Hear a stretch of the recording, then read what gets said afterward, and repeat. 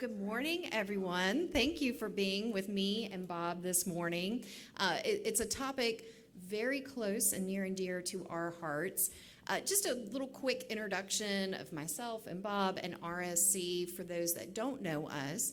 We are a fundraising consulting organization focused solely on revenue generation for arts and cultural groups. And I really like to say that we've worked with over 130 arts and cultural organizations of all sizes across the country, different budget sizes and disciplines. So a whole host of experience in this field.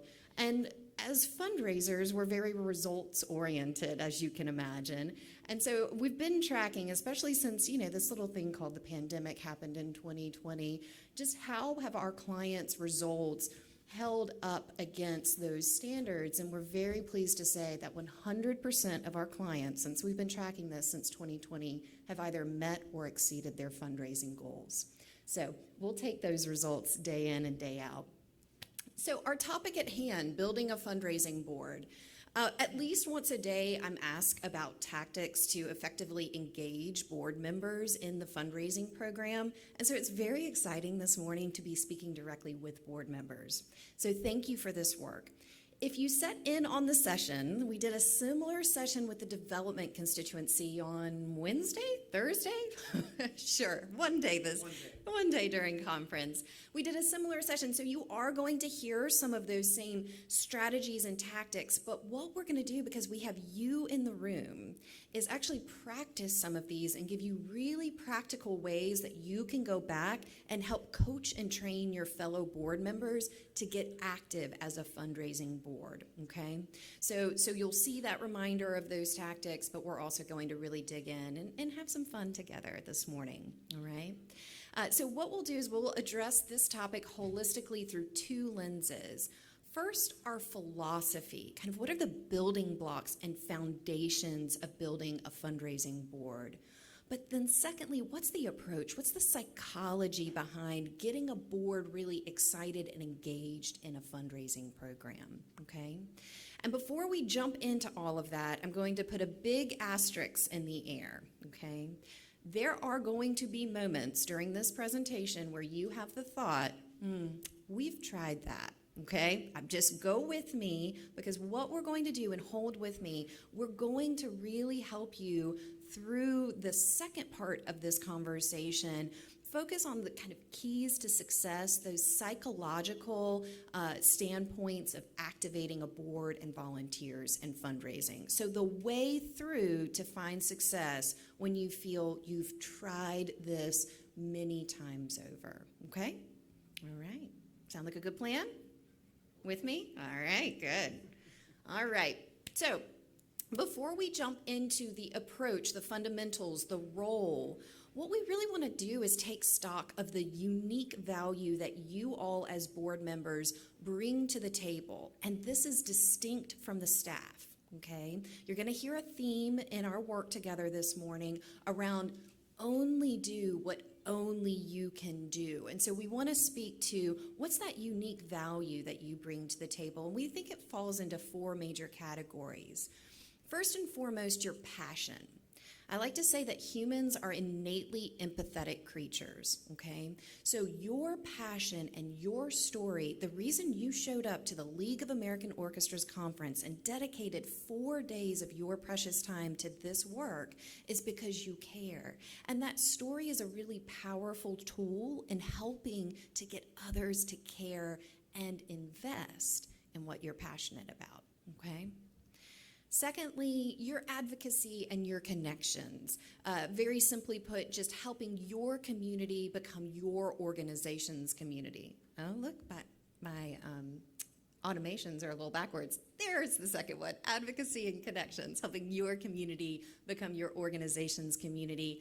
And then third, what you're here to talk about today, that resource generation, not only providing your own support as a board member, but also bringing opportunities to the table and helping your organization unlock them, okay?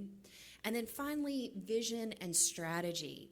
You as board members, a unique value in that planning work of balancing mission and opportunities with the limited resources that your organization has on hand, but within the context of your community, okay? So really take stock of this, your unique value distinct from what the staff brings to the table. And just a little inspiration to get us started today, okay? Coach Lombardi said, individual commitment to a group effort. That is what makes a team work, a company work, a society work, a civilization work. One of the things that we hope you take away from this time together this morning is that this is a team effort. You are going to have a stronger development program by the board working with the staff in a complementary way to really advance those development programs. But I also want to bring a little levity to the table. Okay, Mike Rowe, some of you may know him. He's a TV host, personality. He's seen on Discovery Channel a great deal. A little unknown fact, though, is that he is actually a former opera singer.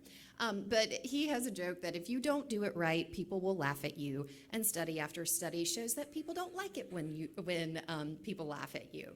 So just a little levity to say and talk about the number one thing that stops good fundraising in its tracks. Okay, what is that?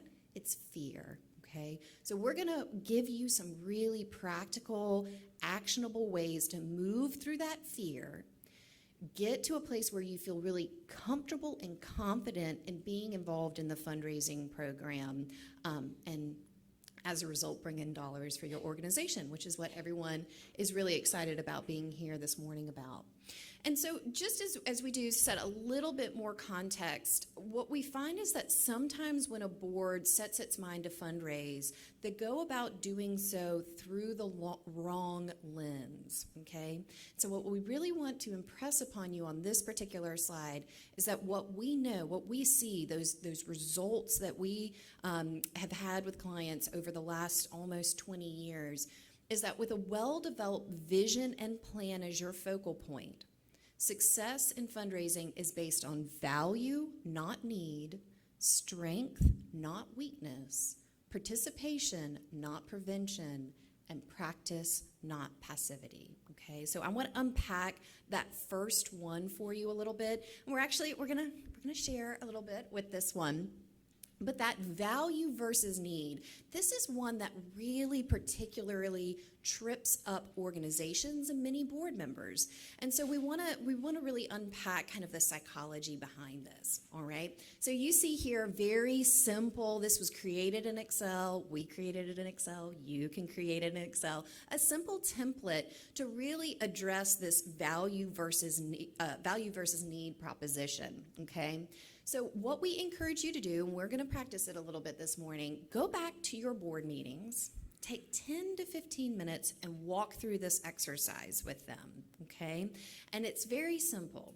You simply start with a subject, something that's keeping the board members up at night. You see in our sample that subject is, we need money to pay the musicians, okay? We hear this one a great deal in our field, right? And then really to talk about it in that need statement way. What is the need? It's money. We need the cash to pay the musicians to fulfill this CBD, right? So, but flipping that outward to the value statement, okay? Not the need, but the value. That by increasing support for our musicians, it means that we can engage them at higher levels throughout the community, okay? And what we want you to start to see and encourage you to do with your board is to see that the value statement is strong, it's inspiring, as opposed to the needs statement, which is very weak internal. It's very, kind of navel gazing, right? It's all about us. Whereas the value statement is about your community, your constituents, what you are doing, your impact, right? So what's the key to helping board members when you go through this exercise, when you go back to your organizations, to get from the needs statement to the value statement? The key is to really flip it and think externally, think outwardly. Why would the community care? Or simply ask them, so what? We need money to pay the artist. So what? What does it mean when we pay the artist? What happens when we pay the artist? Keep going deeper with them. The more they have to think about that, the more they unpack it, the closer they get to the value statement. And one of the things that we find is that just by this simple mind switch from focusing on need to focusing on value in your messaging and how you talk about your organization, it's automatically a game changer in making you more effective fundraisers, okay? I'm going to give you one other sample, and then I want you to be thinking about subjects that are keeping you up at night. I am going to call on a couple of you to do this flip for me this morning, just kind of as an icebreaker as we get started talking on this subject. But one of the things that we hear a great deal in this industry from a needs statement standpoint is ticket revenue only covers X amount of our expenses, okay? It's just this percentage. And really, when we think about that, that's a very needs-based statement. In fact, what we're actually communicating is we're not charging you enough for your ticket, so please subsidize your experience with us, okay? But instead, think about that from a value standpoint. That philanthropic support that our community provides allows the magic that you as a patron experience on the stage or from the stage to really emanate further out into the community through education work, outreach work, all right? So you only cover X% with your ticket, or you enable us to go out in the community. Which one's stronger? Which one's more inspirational? That value statement. So I've talked a lot about making this flip from need to value. Anyone have a subject that's keeping them up at night that they've been thinking about, how can I switch that over to value? That'll be bold and share with us this morning. Yes. Can you help us get out of the hole? That sounds like a need statement. It is, absolutely. So flip it to the value. We have a bright future that allows us to thrive after the pandemic? I don't know. That is spot on. It's a beautiful example of looking backward, that's very needs-based, and looking forward, that's very hopeful, that's come along with us, join us in this future. Very inspirational. I love it. Any other subjects? Yes. Well, to add to what Doug said, we positioned it as we're helping this community recover. Yes. Economically and spiritually. Absolutely. Absolutely. We are a part of this process. We're a part of reshaping this world as we come out of this major world event. Absolutely. Beautiful. Any other sharers this morning? We're going to have more opportunities to share. Oh, yes. Uh-huh. EDI. Uh-huh. We need to do much better at bringing diversity at all levels into our organization. Value statement. Reaching out and being inclusive to the entire community makes the community richer. Absolutely. We talk a lot in Case for Support about by, of, and for the community, okay? And that's really important because we all run symphony orchestras, right? But we run them for our unique communities. And that, we talk about unique identifiers and things like that, but that idea of really being by, of, and for our community, when we live that, when that's deep in our DNA, now we're really talking about value. Absolutely. Beautiful. Thank you. All right. And one more quote. I'm going to make Bob blush as I quote him to just set a little bit more context as we jump into the meat of this. But Bob says this often. He is quoted for saying this often, that not every board member should be involved in the act of fundraising, but every board member should be involved in the process of fundraising, okay? And so what we're going to do for the next 10 to 15 minutes or so, Bob's going to come up, and he's really going to unpack what we mean by that, okay? So we're going to walk through that with you and give you those practical tools to move forward with this work. Thank you, Kat. What Kat left off of the quote is that if we take that back and we say not every board member should be involved in the act, but everyone should be involved in the process. The part she left off was that I usually say, because it's fun to watch from a distance, but it doesn't really produce that much. So we've actually tried to help entire boards get immersed in the act of fundraising because that's something they thought they wanted to do, and it's akin to bumper cars. It's just not productive. There's a lot of frenetic activity. It's just not particularly productive. So Anyway, one very quick housekeeping thing that I'll tell you, because I see some of you taking pictures, which is great. If you want, we're very open with our materials. If you would like copies of this slide deck when we're done, come up here with your business card or write it on a piece of paper or napkin or something. We'll get it to you. We're just fine with that. So that might save you some carpal tunnel or some hand cramps. So we're happy to do that. Second, I don't know why this came to mind, but it did, so I wrote it down. See, I wrote down my own scrap of paper. I brought it up here. You know, this is a family story, but a few weeks ago, my 20-year-old son came to me, and he said, Dad, I want a motorcycle. Because I like motorcycles. He said, will you go help me pick out a motorcycle? And mind you, my son has never ridden a motorcycle, ever in his life, never. I asked him, he said, no.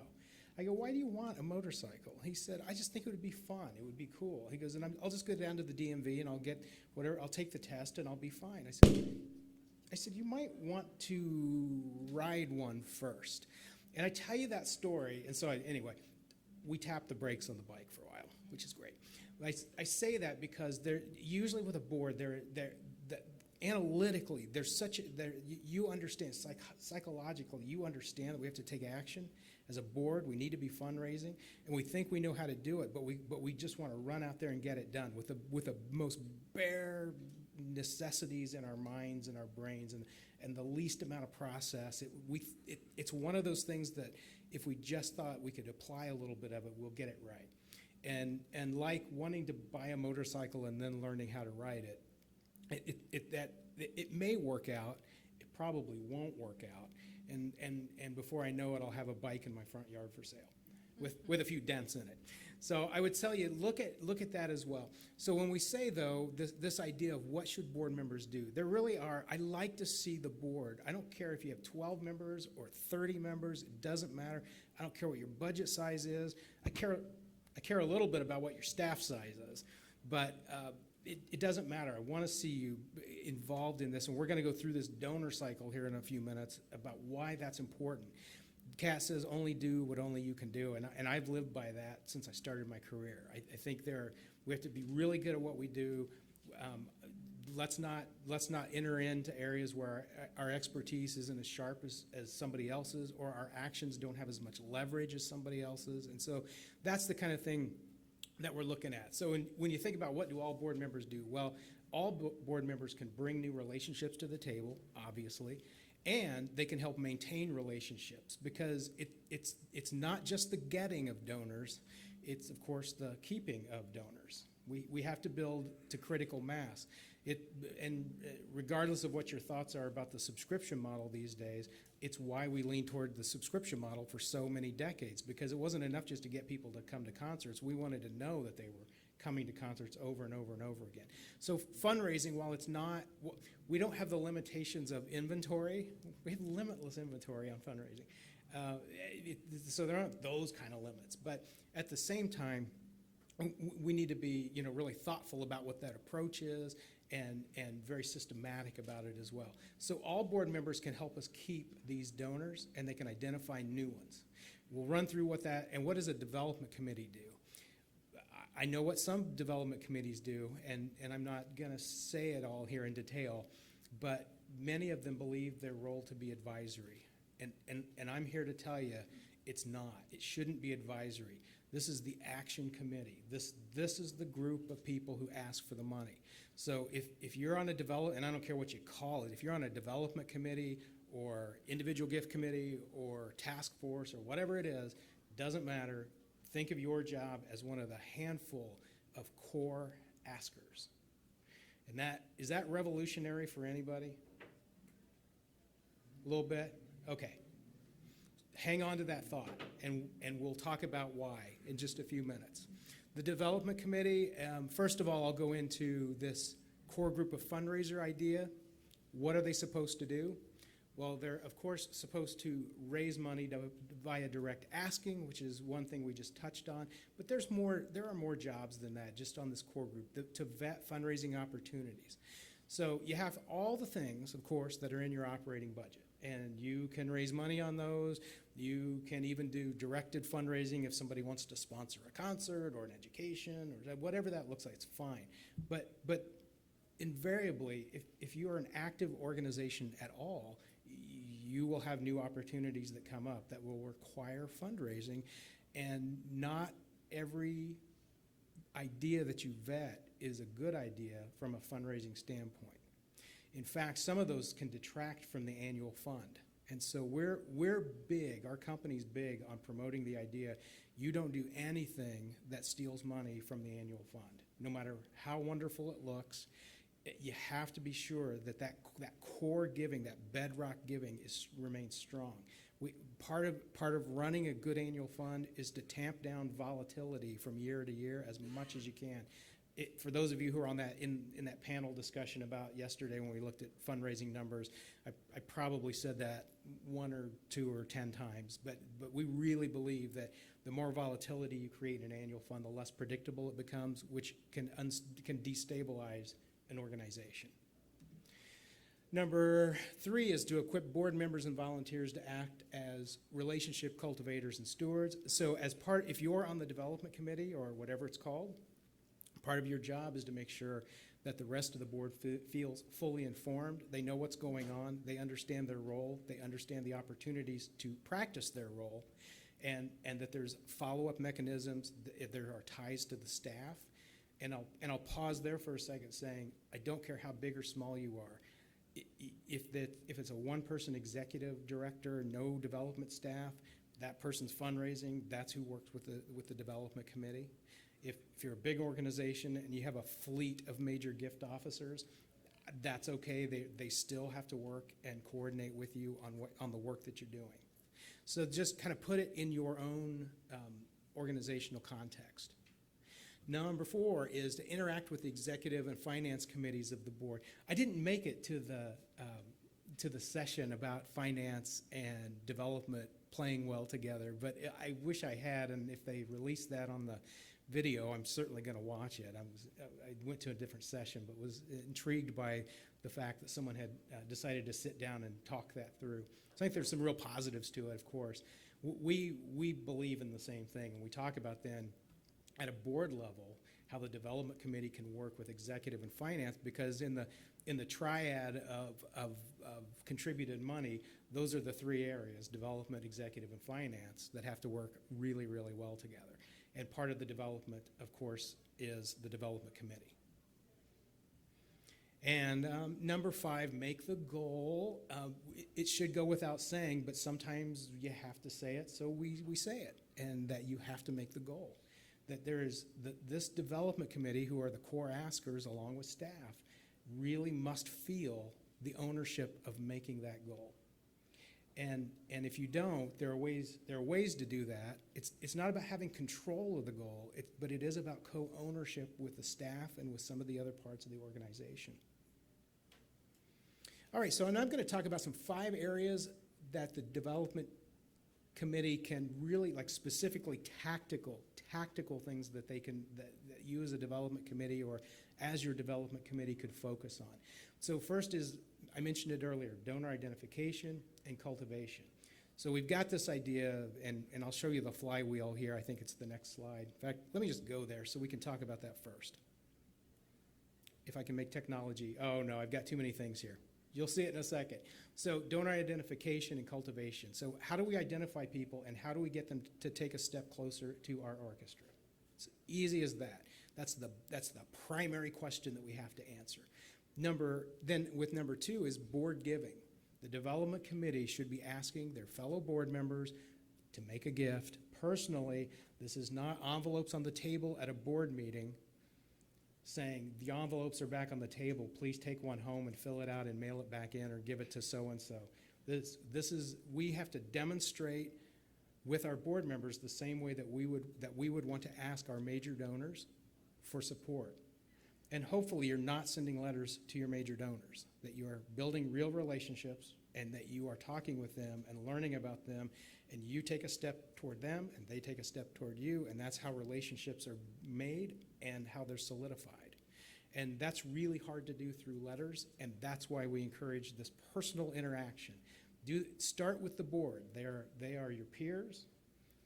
And so if you are on a development committee, start with the executive committee and ask them, and then move on to the rest of the board and ask them, and get really, it's a safe environment. It's a safe environment to start by asking your co-board members. Number 3, big individuals. Big individuals. Take that however you want. We say big individuals are usually, for the kind of orchestras that we're working with, are usually $1,000 or more. Sometimes they're $2,500 or more. For your orchestra, it might be $500. It doesn't really matter. Just whatever you categorize as your upper 20% non-board individual givers. And so that's the asking that would work. That's that personal one-on-one asking. Then we have big institutional donors, also at your own benchmark, because I believe to really raise money with corporations, we do treat them like people. We build real relationships with them. And yes, we might have to follow an application process. That's okay. It's fine. And of course we would do that. But at the end of the day, it's still, even if the corporation is housed in another city or another country, we still have local people with whom we want to deal. So that's what I would, as much as you can, do that. And then also then, of course, just the overall donor stewardship. So number 1 is the identification and cultivation. Number 5 is the donor stewardship. And everything in between is direct asking. And you'll see why I'm pointing that out here in just a second. This is our donor flywheel. And we look at it in terms of identification, cultivation, solicitation, appreciation, and then strategizing further on a particular donor and what might happen next. But those categories that we just went through, identification and cultivation and then appreciation, those 3 are where you want your entire board focused. As the development committee focuses mostly on solicitation, along with staff, of course, whatever staff is there available to do the fundraising. So it's very systematic, and it's clear delineation, but it all melds in together. It's all very complementary. And so if you can remember or get this slide deck, you can practice this about, is our development committee the main solicitors, and do we have the rest of the board engaged, particularly in these other areas of getting and keeping donors, even if they're not asking for donors. I know I'm repeating myself, but it is such an important part of the cycle, and it's one that is generally ignored. So let's keep that part of it in mind. I'll tell another quick story. Just break quickly here. I was doing a board retreat with a Group 4 orchestra not too long ago, maybe September. And it was a day-long retreat that felt like a week, I'm sure, to everyone there. It was a long drive. It took a lot of energy for everyone. But one of the things I started off asking them, we did an icebreaker, mostly for me, so I could see who was in the room. I said, tell me your name, how long you've been on the board, tell me something. I said, tell me who your high school mascot was, right?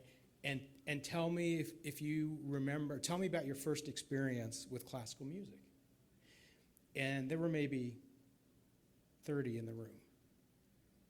So when I did that, here are the results. About a third of the people in the room could not remember their high school mascot. Every single person in that room remembered their first experience with classical music. Every single person. And that has, over the months, really stayed with me. And why I'm telling you that is because when we're talking about cultivation and we're talking about stewardship, we're talking about getting donors and keeping donors, this idea of really trading stories and building relationship in that way, don't ever forget how powerful your story is as a board member and how powerful each board member's story really is. Well, let's talk about some of the things then that the board actions can do. So we're going to talk, this is about identifying, getting the donors. So first, identifying new upgrade prospects, and here's how you do it. We review lists. We don't review lists all the time. We review lists a couple of times a year. So when I say, if you are on a development committee or even a board committee and you talk about fundraising and you look at lists and that's what you do, and every meeting we look at the same list and we see, well, this person should be on the list and here's somebody who just came into money, somebody ought to call that person.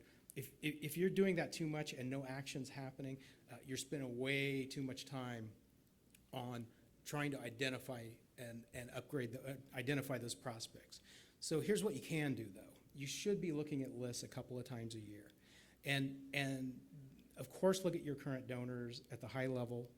Of course, look at your donors at the low level to see if there are any names that you recognize that we gently call underperformers. You can call them whatever you want, but people who have higher capacity, and they seem to really like your organization, we just need to do some stuff to get them to come a little closer and probably make a bigger investment. Then, the idea then that they should be looking at other lists in town, of course, which some people are just great at. They'll bring program books or flyers from every organization, even non-arts. They just like, here's this person's name 10 times. We got to go find them. Who knows them? Let's make connections. That's the idea. So you've got internal lists. You have plenty of external lists within your community. Again, no matter how big or small it is, you're going to have some other sources. And so think about what that cultivation process with them. And then third, actively pursuing that name collection. So asking board members frequently, who did you see at somebody else's gala? So there's sort of this printed information that's factual. Then there's more anecdotal information, top of mind information that you get from other results, other events, whether they're arts related or not, but things that just keep the brain moving on who should we be connecting with. That's the idea. All right, and then the actual cultivating, I'll kind of pick up the pace just a little bit here, but this actual cultivating, creating and using the ever-growing list of opportunities. The one thing I'll say about orchestras are they're rarely out of new ideas. And once you vet those ideas, like we talked about a few minutes ago, and you've committed to those ideas, then one of the things will be tying people to those ideas. So top of mind, we're about to embark on something new, and of our funder list, who would be the most interested, or what 5 people or 2 corporations might be the most interested in helping support that. So that's just as an example. Number 2, map the prospects from where they are to where you want them to be. So I talk a lot about this. I take a step toward you, you take a step toward me. That's part of I need to map that out first. If you're a $250 donor, and whatever information I have says that you ought to be a $2,500 donor, or that you might turn into a $2,500 donor, fine. The first thing that we have to do together, staff and board, whoever's in leading that development committee, is map that out. What does it look like? What does that look like? Do we need to bring them to a couple of events? Do we need to take them to a youth concert? I mean, so there's unlimited, almost unlimited number of things, engagement opportunities that you can do. So get it mapped out first. So we don't want to start the trip and then try to develop a map. And then, of course, use all of your resources. That can be musicians, that can be other board members. If you have a governing members program, great. If you're friendly with the mayor's office or with Kiwanis or other nonprofits or whatever whatever you have at your disposal, internal and external, you want to be able to leverage those to bring people closer and closer to the institution. Okay, so now we're going to talk about just the stewardship. This is about keeping those donors. How do we keep the donors? It's going to look really familiar to you. But create and participate in regular systems of stewardship. We want the board focused on thanking people. And it can be as simple or as complicated as you want it to be. And I lean toward the simple, because almost none of fundraising is easy. So at the very least, I like to keep it simple. And so when we say create and participate in a regular system of stewardship, that means making sure that the board's equipped to work the green room, or to talk to donors at events, or to wear their co-member hat and talk to people who are at that level. If it's a special event, to be sure that they're placed around a table or placed in a position where they can be engaging. So there are a lot. So it's that level, and then also just serve as an ambassador to the organization. I'm going to go back up to 1 though, and I'm going to give you the really most simple, and if you don't do this, there's no shame. We're going to get you there though. If you don't have your board at large calling and thanking donors on a regular basis, just thanking them, not asking for anything else, even if that means leaving a voicemail message, fine. do it. Call them up within a week at the most if you can organize. And if you can't, just do it with some level of disciplined frequency to call people who have made gifts recently and thank them for it with no other agenda. We just wanted to tell you that we appreciate, I'm a board member. I saw that you made a gift. Don't name the gift unless you know them really well. But that it's not to say, wow, you did a really good job. It's to say, I noticed that you made a gift. Really appreciate the gift. What you're doing for the orchestra is fantastic. And we're going to continue to report good news to you. Thank you. And so that kind of message can be left on a voicemail if somebody doesn't pick up. And I don't know about you, but I'm picking up fewer and fewer numbers I don't recognize on my mobile. Yeah, right? Because it's usually a robot or somebody's trying to sell me something and there's no clear link to me. So I'm a big proponent of saying leave the voicemails now because they will get the message. Not only will they get the message, quite often they will save the message. And isn't that nice? They'll listen to it over and over and over again. Your dulcimer tones of gratitude will come out for them. And then serve as the ambassador. We talked a little bit about at these events, at whatever's going on at your orchestra. And you can still do the same outside when you see people at other organizational events or you see them in shared interests. But for the most part here, we're talking about things that go on with your orchestra. Number 3 is just be ready. And so the thing we're careful about when we coach boards, the thing that we're careful about is overdoing on the information. And this is not a put down. This is a human thing. The more information we have, the more we want. And what it quite often does is at some point it's oversaturation of info, okay? And we never take action. We get paralyzed by it. And so what I'll say is, let's take it down to 3 things. So if we want to equip board members for stewardship at these events, make sure that there are, and this is something the development committee can help with. Make sure there are 3 things that you want them to say to everyone they run into.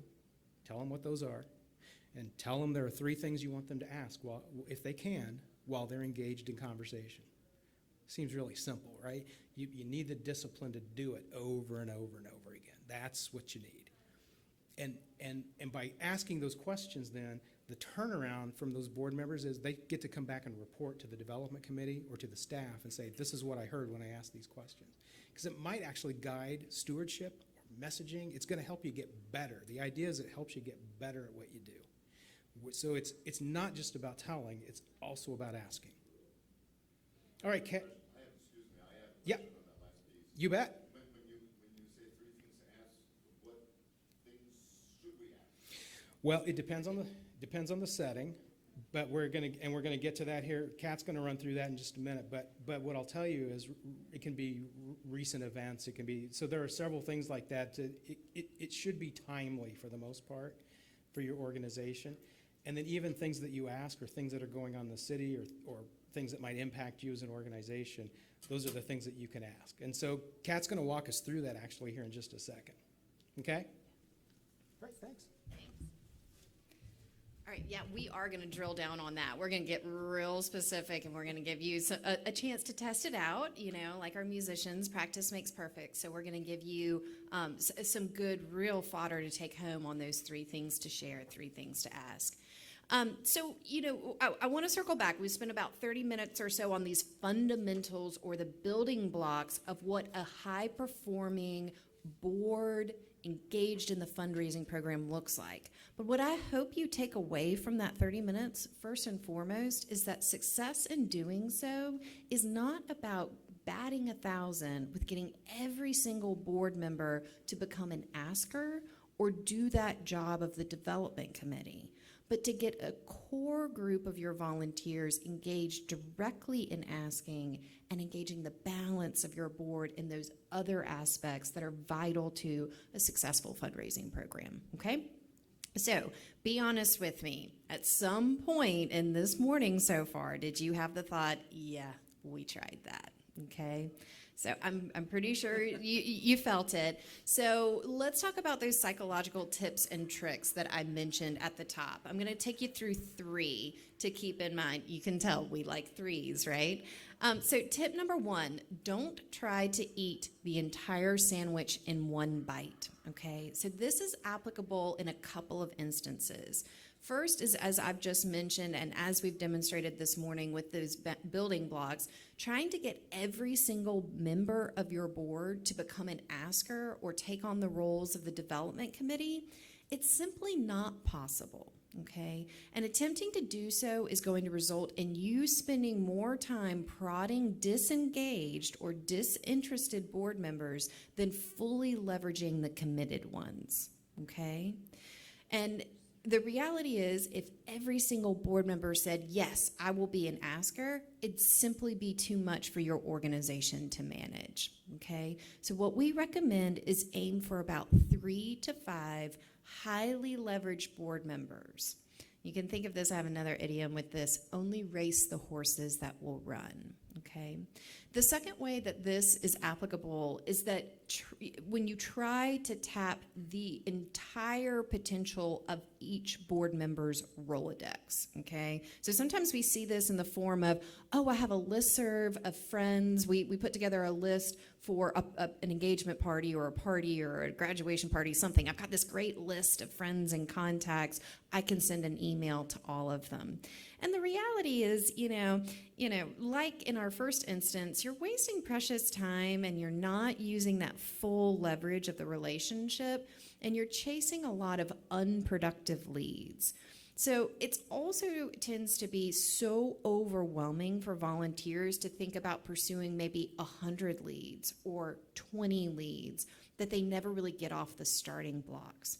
So what we recommend is for those that have committed to being an asker in your organization, that you start with their top 3 prospects. They come to the table with a list of 100 emails. Okay, who are your top 3 that you are going to pursue personally? And a good filter here is, who do you think you can get to a yes most quickly, okay? Once they've worked those leads through that donor flywheel, absolutely, we can launch the next group of leads. But try to eat the sandwich one bite at a time, okay? Second tip, don't become a victim of the bystander effect. What is the bystander effect? Okay, so there's a study that goes, you're in a public place and someone in your party has a medical emergency. If you yell out, someone call 911, no one will. And this is because they perceive themselves as bystanders. They're not directly involved. Someone else is going to make that call. Surely they did not mean for me to do so. But if you point to someone and you say, Bob, you call 911, they reliably will, okay? So the point here with this tip is that a blanket call to action at a board meeting is not as effective as a personal call to action to individual members. You can certainly set context in a board meeting, but be sure to do the individualized follow-up work, okay? You need to make sure they know they're special. Say things like, you're one of the few people who can make this successful, okay? It takes a little more time up front. We recognize that, but we promise you that the results are going to be worth it. All right, final tip, focus on their sphere of influence and forget the rest. Okay, so every community has their Oprahs, has their Amazons, has their Heinzes, as we've seen that name quite frequently over the last few days. And yes, certainly these families and groups and companies have capacity, but do they necessarily have the propensity? Are they endeared to our organization, our mission, and our cause? If the latter is murky, the only way to make it clear is through cultivation, which Bob talked about. And the quickest and most reliable path to effective cultivation is by leveraging current relationships. It's peer-to-peer, it's friend-to-friend, it's colleague-to-colleague. That's how you cultivate people, okay? So work the board's sphere of influence. Don't chase white whales. I'll give you a filter for this. If you are constantly talking about a name, it's like, oh, this person or this family, they give to everything and they're not giving to us, or they're giving only a token amount to us, and you're talking about them constantly. Bob and I were just joking the other day about hearing the term of, oh, so-and-so, somebody's got to get to them, right? But it's who is somebody, right? So here's your filter. Can you make a call and they'd pick up the phone, all right? If they'd pick up the phone, all right, they're in your top 3. Let's pursue that. That's a name that's worthwhile pursuing, all right? Okay, so to this question about things to share, things to ask, we're going to take you through it, okay? And what we talk about these in terms of engaging conversations, all right? So these are, among those only do what only you as board members can do activities, clearly there was a theme, right? It's all about relationship building, but it's often difficult to know where to start, right? So in this section, we're going to take about 10-15 minutes, and then we'll wrap up and we'll give you a little found time back. We'll have some time for Q&A and give you a little found time back as well. But what we're going to do is talk about these engaging conversations, the foundation of relationship building. And what we promise you is that regardless of where that donor is in the donor life cycle, this is an effective tool. Okay, no matter how long they've been engaged with your organization or how new they are to it and your community, you can use these. Okay, so set a little tone for this section. I get a question a lot of time, who is G.T. Smith? If there was a fundraising hall of fame, he would be in it, okay? So we'll put it that way, a very successful professional fundraiser. And what he liked to say is that donors don't give to institutions, they invest in ideas and people whom they believe. And what this really summarizes is the important difference between transactional relationships and philanthropic relationships, okay? So we're going to talk about how to build the latter. And you've likely been on the receiving end of a philanthropic ask.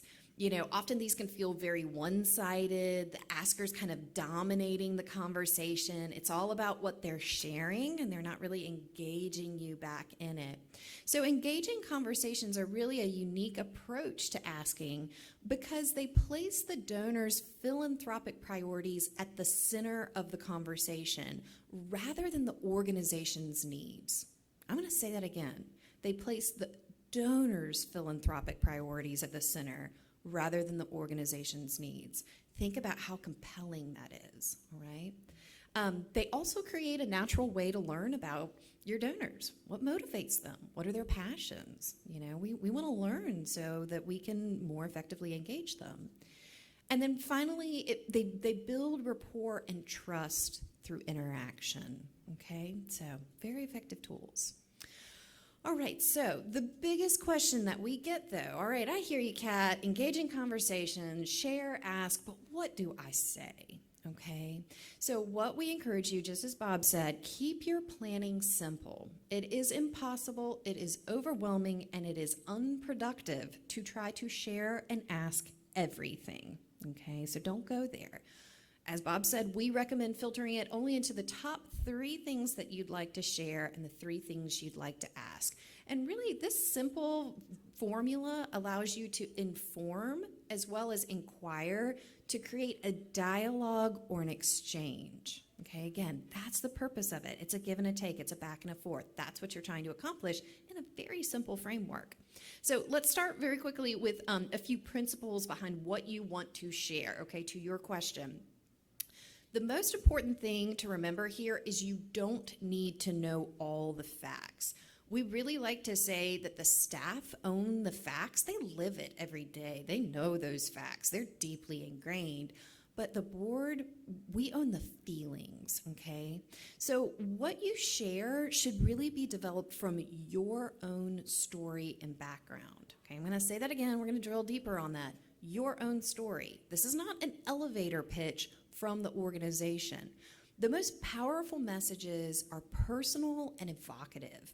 As I said earlier, humans are empathetic creatures, and if you share what you value, I promise you that they are naturally going to begin to think about what they value about that organization, okay? It's kind of the power of those words, join me, right? So that's what you're trying to evoke here. We do sometimes get a question here around what happens if they ask me a question that I can't answer in this conversation. I'm very nervous about that. We encourage you to readily acknowledge that. You know, that's a great question. I want to answer it fully, completely, and accurately. Can I touch base with a fellow board member, our executive director, our CEO, and get back to you? And a bonus is that the follow-through and actually touching base, getting that information and bringing it back to the donor, it builds rapport and trust, okay? So don't feel like you have to know all those facts. All right, so how do we develop our own story, all right? So start by asking yourself questions. These are a series of things. So when I talk about what you're going to share about the organization, discover that own version of it, your own pitch, not something that the staff gives you, but your own version of it by asking questions like, why and how did you get involved with the organization? Why is it important to you? What delights you about the organization? What's most impressed you about the organization's response in recent years? And very, very important, what excites you about the organization's future, okay? So the theme here is to focus on your most profound experiences and hopes for the organization. Think of it as your story as the living embodiment of the organization's plans and aspirations, okay? So as you look at some of these questions, your board members sitting here, you've just, had several days of, of camaraderie and education. Who's thinking about these? Why was I here? Why did I show up? Why was this important? And what am I excited about my organization's future? Anyone bold and brave that wants to share some of their own story? Thank you. Yeah. I was recruited to join the Wisconsin Chamber Orchestra Board, and I became very interested and excited about it once I learned that the direction of the organization was towards diversifying everything we did, reaching out to marginalized parts of the community, and wanting to build interest in not only in classical music, but in music. Yes. I really was really interested in reaching out to youth organizations and organizations that are involved in the various minority communities. And that really buzzed me. Yeah. Okay, this is cool. Yeah, absolutely. And let's unpack what you just did there. You shared a major arm of what I would guess is a strategic plan, right? You shared about community education and outreach work. So major kind of core DNA of what this organization does and the value that it provides. That wasn't an elevator pitch. That was from here, right? But it told me a lot about your organization. So really encourage you to use these questions to develop your own story and develop those 3 things that you want to share about your organization, okay? Awesome. All right, so the other side of the equation, the 3 things to ask, okay? So, creating this dialogue happens by asking questions, right? These are what get the donor talking and sharing what excites them most. It helps you learn about your donors, but most importantly, engaging questions change their role to an active participant in the conversation, okay? This is the difference between pitching and building a relationship, all right? So when we think about these engaging questions, for us, again, we like 3s. They fall in 3 major categories. The first category are just general questions, kind of focusing on the donor's background and history with the organization. They sound like, tell me about how you first got involved with the organization. Did you or your family study music or the arts? Did you grow up going to live performances? As Bob's example earlier was, about everyone in that room. They couldn't remember their high school mascot, but they could remember their first classical music experience. So evoking that, getting them thinking about that. What's the first performance of ours that you ever attended? What's your favorite memory with our organization? Okay, so just general questions, kind of about them and their history tied to your organization. Second, are those organizational, not just about the donor, but about their relationship directly with you? So kind of exploring their knowledge and their thoughts on your organization's priorities and plans. They sound like, what do you know about our work in the community, right? So we often go to the table to say, I'm going to go tell them about all this great community work. People don't know. It's, this kind of under-leveraged messaging point with a lot of organizations. And we think we need to go and educate and inundate them with a lot of information about our community and education programs. They may know a great deal of this already. So start by asking them about that. What do you know? Oh, that's great. I'm so glad you know that. Did you also know that? Okay, that's a much more dynamic way to share that information. They sound like, what does your involvement with our organization mean to you? If you have a new strategic plan and part of what you shared was unpacking that new plan, or maybe it's progress on a plan, an engaging organizational question would be, we've discussed these plans and priorities. Which are most important to you? We talked yesterday afternoon with the development constituency track about unlocking the big gifts, right? And really this idea of marrying their priorities with your organization's plan, that's the key right there in a nutshell. But these are how you figure it out. Okay, engaging questions. As we look to the future, what are your hopes for our organization, and what uniquely defines our organization in your eyes? I talked earlier about we're always looking for the case for support, our unique identifiers, why give to us versus all the other nonprofits in the community or arts organizations in the community. Stop trying to figure it out. Ask them why. Okay, get them thinking about that. All right. And then third and final category of engaging questions, aspirational ones. All right, I'm going to knock this over. I got so excited about the aspirational part. So they're really based on your organization's strategic priorities, but they open the lens wider than just the organization, okay? These are really the pathway to understanding the donor's greater philanthropic and community priorities. They're the pathway to what they call breakthrough philanthropy. This is a moment where the donor thinks it was their idea to give you the big gift to make that big thing happen. Breakthrough philanthropy, okay? So these are gonna be unique to you and unique to your strategic plan, but I'm just giving you some samples of these that are more universal to what we're seeing with some trends and plans and priorities within the field. So what do you see as the top 3 factors that will define community vibrancy over the next 10 years? Okay, we talk about, your wonderful story that you shared. It's all about community vibrancy right there, right? So what do they see as those top factors that define it? What opportunities do our youth need today to be well positioned for a bright future? All right, gives us an open door to talk about how our education, our outreach work is helping to partner with those priorities. And final example here, in these ever-changing times, what do you predict will be the main ways people within our community will connect? Really interesting topic, right? We're talking a lot over the last few days about audience development, trends, and who's coming back into the concert hall. And so this is very interesting because, again, it's about something that's really core to our industry and our organizations and our model, but it opens the lens wider. Okay, so really thinking about, finding those kind of aspirational questions that help you walk towards and match up your organization's plans and priorities with the donor's greater philanthropic priorities.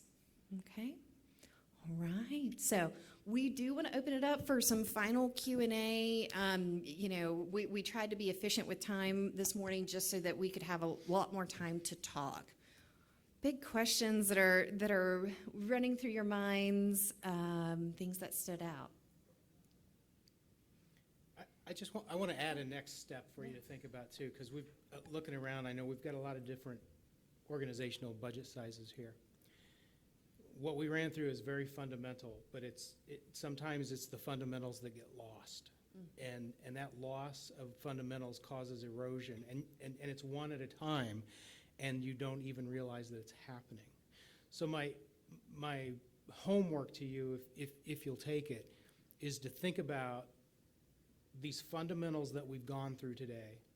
Consider where your organization is, what's it good at, what's it already doing well, because I know you're doing some of this, my goodness. And where are the places that need to have some real attention paid to them, getting some of the fundamentals back that you lost. Because even if you just take snippets of this away and apply it to places that you're not being highly productive right now, you'll see seismic shifts in your board engagement and in your fundraising results. That's seismic shifts to the positive. You'll see seismic shifts, and those are all good things. And so just, if you don't take anything else away, and encourage your fellow board members, do a little self-evaluation. And then where you find the gaps, start to work on those. So that's where I'll leave it. Thank you. Okay. Yes. I would just point out that I spoke with a bunch of executive directors this week as part of different governance things that I was involved in. And I got a lot of feedback from executive directors that they have board members telling them, I'm not doing fundraising because it's not my job. It's your job as the executive director. And, I can't help it. Think some of that is just fear of asking for money. Yes. Even those people probably aren't afraid of introducing people to each other. You're right, Doug. But, I guess the little toolbox that I wish I had was the one to give to that executive director of exactly what to say when the board member just tries to shirk all responsibility. Like, what's that point of leverage to say, no, it is your job as a board member to do, as you said, Yeah. Do you want? introduce new relationships, maintain old relationships, etc. That's right. Do you want my nice answer or my not so nice answer? I think I want both. Okay, so my answer the nice answer on this is that yes, of course, and we've given you a clear delineation. You do not have to be involved in the act of fundraising, but you do have to, as a board member, it is incumbent, you, in a unique way that no one else can do, you can help us establish new relationships, and you can help us keep the relationships that we have. It's highly valuable. Now, the not so nice answer is, well, you're on this board, you have a fiduciary responsibility to it. We have 70 to 75% of our operating income comes from contributions and not earned revenue. And so if you don't do it, then who will do it? Because you can't lay 70% of the revenue on one person being the executive director. It's unfair, it's dangerous, and it's ridiculous. That's my unkind answer. No, okay, and one of the things that many of our orchestras have is a description of the role of the board member that we get people to review before we recruit them.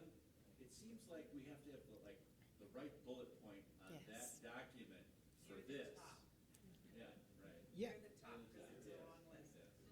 Yeah, so here, the mistake I see on most job descriptions, I call those the job descriptions, is they boil it down to give and get, right? I don't want you to, if you bring money, I'm not gonna refuse it. But I don't want you to get money.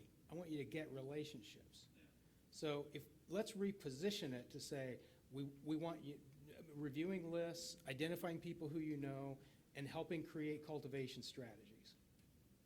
Be crystal clear. It's very simple and it's very repetitive, but that's something that you can get done.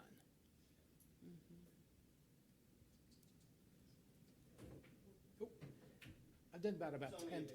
I've done that 10 times today. So, I'm Barry Richmond, and I'm on the board of directors of the Albany Symphony Orchestra. And when I see the title of this session, Building a Fundraising Board, suggests to me that this is a governance issue, an issue. Okay. I would go with that. What do I mean by that? So you said getting, or get out, as the old saying. I didn't put the last part on, but okay. The most important part of that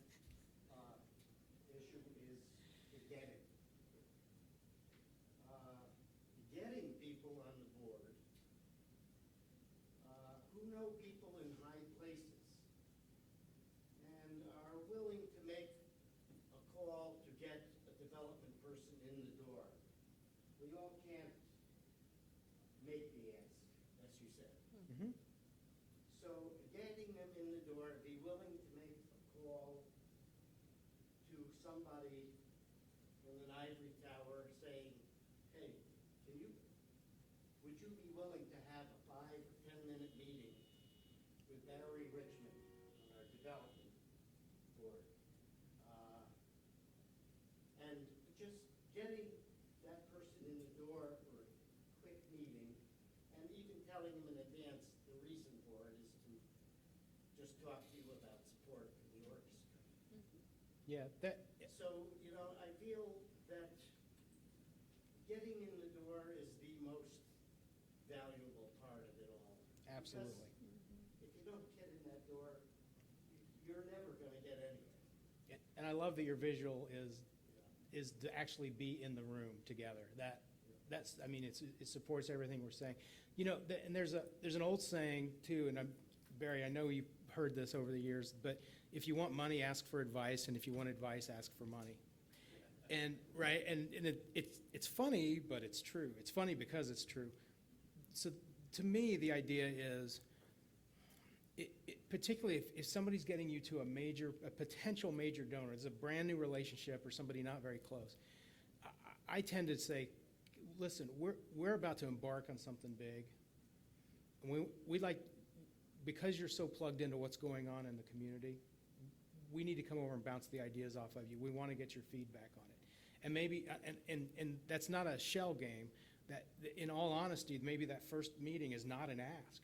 Maybe that first meeting is an ask for an opinion, because it's really true. It's not a charade. It's really truly valuable. They might get something out of your way before it gets public. They might reveal something. So I don't run into the woods with my arms open and my eyes closed. That it helps make sense. It's the idea. Let's take a step towards them. Let them take a step towards us. It's a better pace, but that's a really nice way to do it. Do it in person. Do it in person. Yes. Just have a I'm Jeannie Haswell from the Santa Rosa Symphony and AXA board and this board too.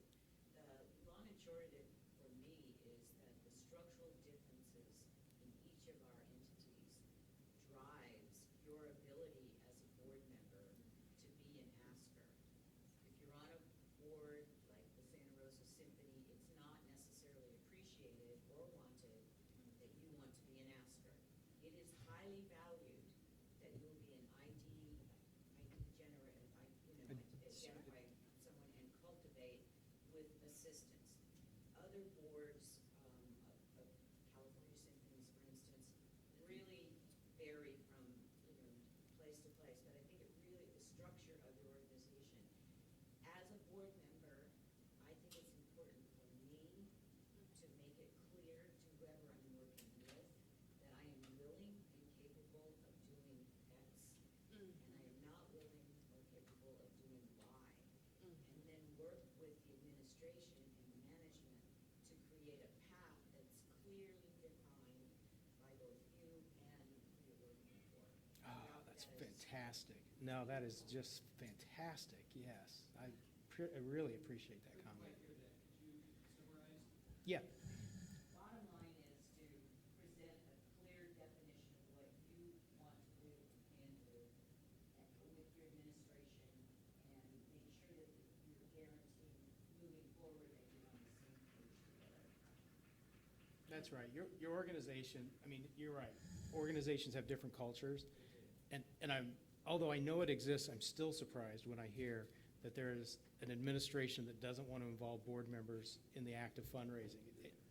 But I know it's true.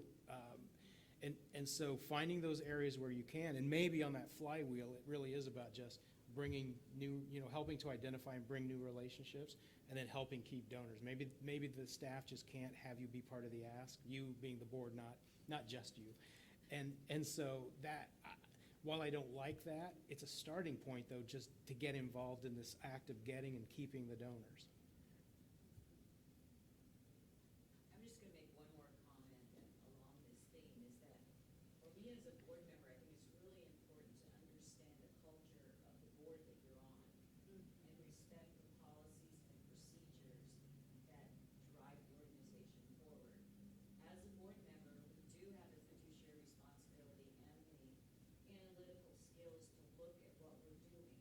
But we really need to keep in mind if there are changes, we need to make the changes collectively and collaboratively with all involved in the process. That's right. Yeah, yeah, yes.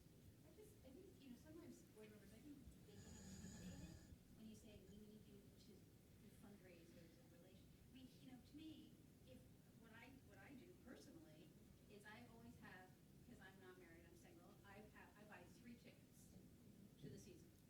And it gives me a rigor around making sure I bring 2 people who I think could be long-term supporters or who don't know the orchestra to the orchestra, because I believe that's where the cycle starts. Yes. Okay, get them in the hall, get them excited about what we do. Ah, you And got there's it. a little fundraising thing after, a little cocktail thing for the patrons later, you take them to that, and they begin to see that it's like a family. And I think that's where, and that, if they did just that, if everybody on my board did just that, I'd be thrilled. Because that would Yes. mean that every time I would have probably 20 new people introduced to the orchestra. Absolutely. So I think, I think sometimes we have to be careful how we talk about, because if I say you need to do relationship development, but if you say, all I need you to do is bring people to concerts. That's right. Simple system. Give them simple examples. We talk a lot about the virtuous cycle between a patron and a donor, and that's what you've just described there. There's a theory that every single philanthropic relationship begins with a transaction. It moves from transactional to philanthropic at one point, but it begins with a transaction. So if we go outside of our field and we think about, kind of peer fields, in the college and university realm, it usually is the transaction of getting an education in some way. You pay for that education. You go and you get that exchange. And in this case, the board member is treating the people to the Yes, exchange. absolutely. No risk to you. That's right. Can I put you on the spot for a second? Okay, I'm going to put you on the spot for a second. Can you just role play for, if you were going to invite me to the concert to be your guest, how do you do that? What do you say? Well, first of all, they know that I'm involved, right? Because they're friends or colleagues or something. Okay. Look, we're having a concert on Saturday night, and it's going to be blah, blah, blah, blah, blah. I think it's going to be really exciting, and why don't you come, and then afterwards we can go get dinner somewhere. So it's not threatening to them, I want to introduce you to something that I like. Yeah, do you see how it's so simple? But I have to tell you, this is a barrier to even have board members. Well, first of all, in some of the places we work, to have board members show up to concerts. And I'm really not, but it's true. And I know it sounds like I'm beating up on board, but yeah, you need to come to the concerts. But second, this idea of saying just how do I, who do I, everybody, usually you'll get a response like, everybody I know already comes to the concerts. I don't believe it. Yeah, exactly. So I just needed to hear it, because I think it's great, and I hope everybody else could hear it. Replicate that as much as you can. It's so disarmingly simple. Yes. I'm also a Yeah, I've been offered these 2 tickets forever now. And the board, we actually have a policy where all board members can invite anyone, is able to go to our executive assistant, and they'll keep track of it, and then we follow up and we offer good promotions. But one of the interesting things when you're having your good answer and your bad answer about Yeah. it scares me on the second one, because obviously we need to be developing our board, even though we have a really close-knit board. I'm going to be the new chair for our board, and I've been starting to take people to lunch or to coffees, and trying to get people to be more of donors. And there are people who will not be asked, but if you get them, offering them coffee is like offering people to have them into the symphony, the chair next to you. Those are all so important. But we have to go back to our own board. All of our board members, I swear, go to virtually almost every concert unless they're out of town. But maybe that's unusual. So we have a good board, but I've been learning even from taking the last board member to coffee. Our board members really need to be stroked and understood and really appreciated one-on-one. And I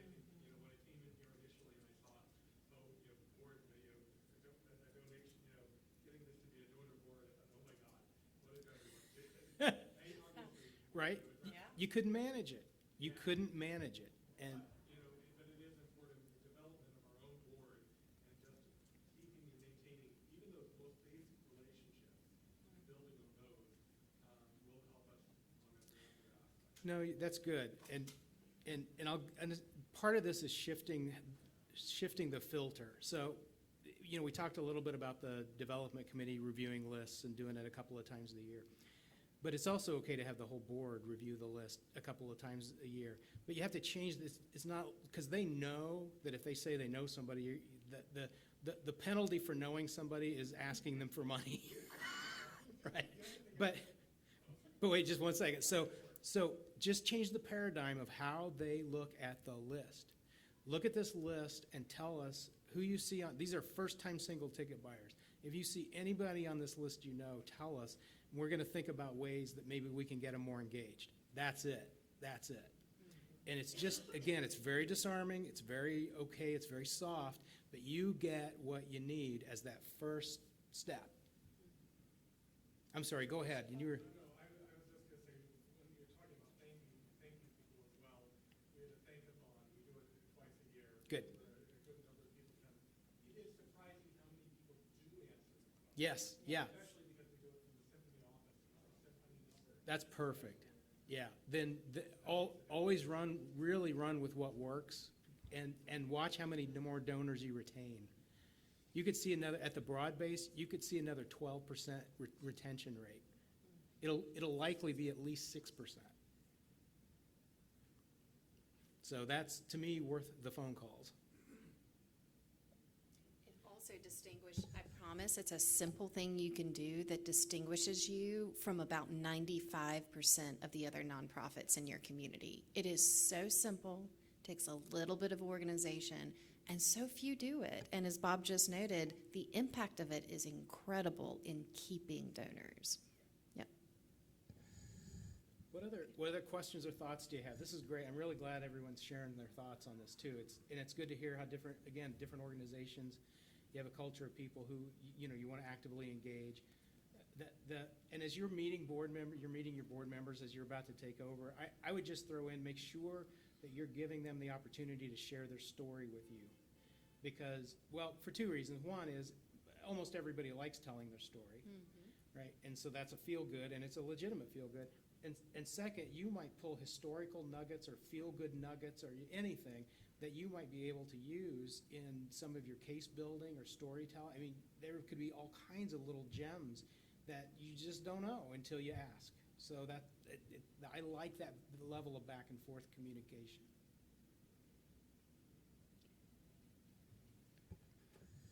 Yes.